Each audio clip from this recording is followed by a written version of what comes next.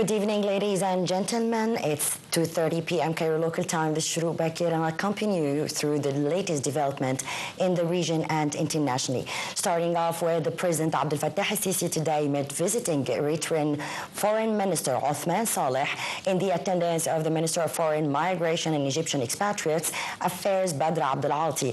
The Eritrean Saleh conveyed a message to President Abdel Fattah al-Sisi from his Eritrean counterpart Isaias Afwerki, which denoted his desire to enhance bilateral ties in all fields.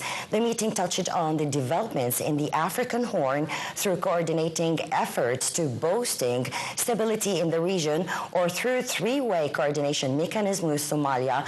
Both sides agreed on combating terrorism and maintaining the territorial integrity and sovereignty of Somalia.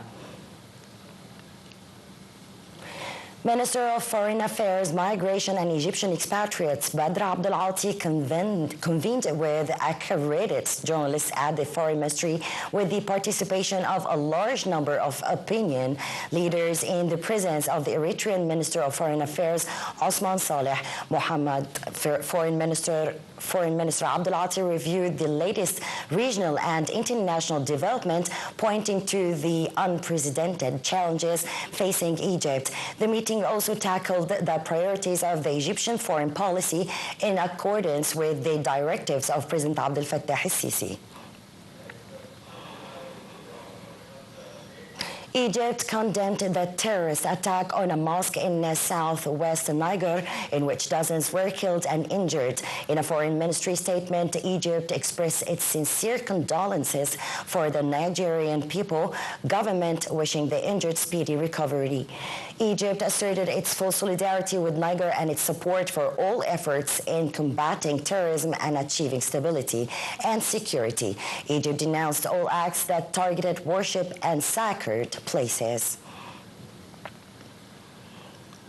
EU Foreign Policy Chief Kaja Kallas starts today on an official visit to Egypt to discuss bilateral ties and means of enhancing it. Kallas is scheduled to meet Foreign Minister Badr Abdel Alti and is expected to hold a press conference. Kallas is due to meet the Supreme Representative of the Islamic Ministerial Committee on the Palestinian cause and the crisis in Gaza, as well as other regional and security challenges. Israeli strikes across the southern Gaza Strip killed at least 26 Palestinians overnight into Sunday, including several.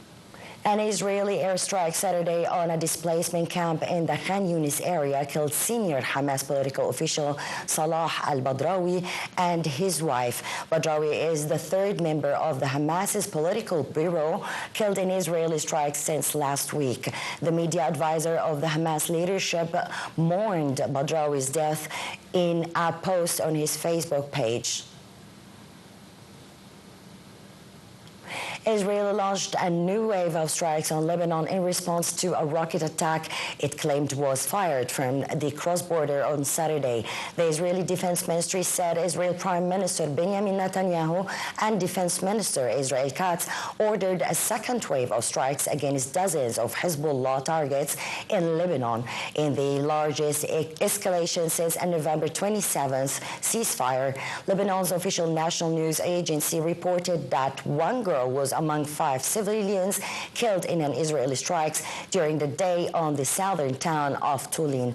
The agency later said that 3 civilians were killed in an Israeli strikes on the city of Tyre, targeted in the second wave of strikes on the south and east, with multiple injuries also reported.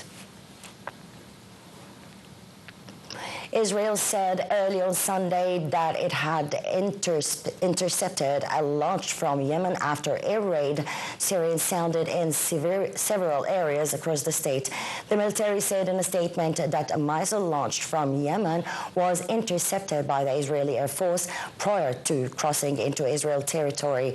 The latest interception was part of an escalation between Israel and the Houthis after the group claimed a series of missile launches clashes this week.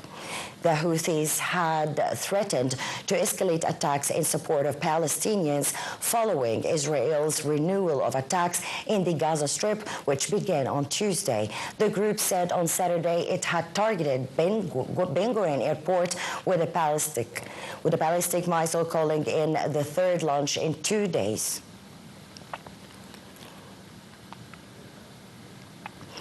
Turkish court formally placed Istanbul Mayor Ekrem İmamoğlu under arrest as part of a graft investigation Sunday after a fourth night of mass protests sparked heavy clashes with Riyadh police. The decision was confirmed by one of İmamoğlu's lawyers, with the court also due to rule in a second terror-related probe into the popular opposition mayor, whose detention has sparked Turkey's worst street protests in over a decade. The news came as voters cast their ballots in a CHP primary to name İmamoğlu as the party's candidate for the 2028 presidential race. Well, that's all for this news edition. Thank you for watching.